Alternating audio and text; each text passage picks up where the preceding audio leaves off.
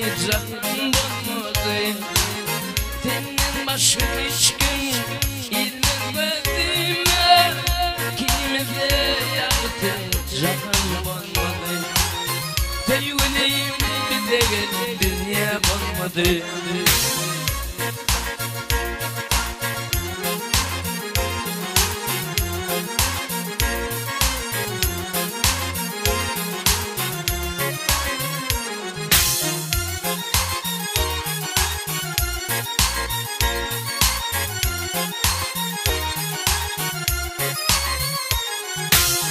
Oğlan doğmuyor, evin yıkıldın.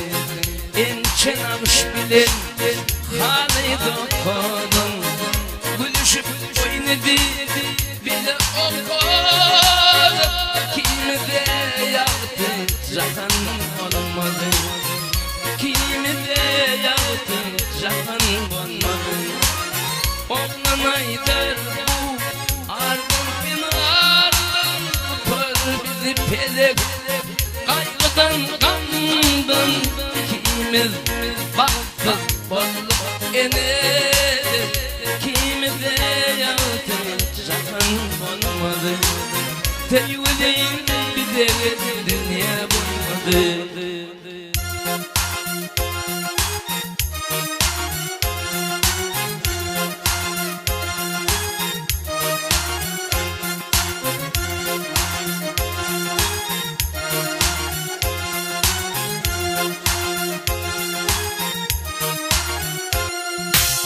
Senin de saçına karlar yakacak, benim de gözüne yaşlar dolacak.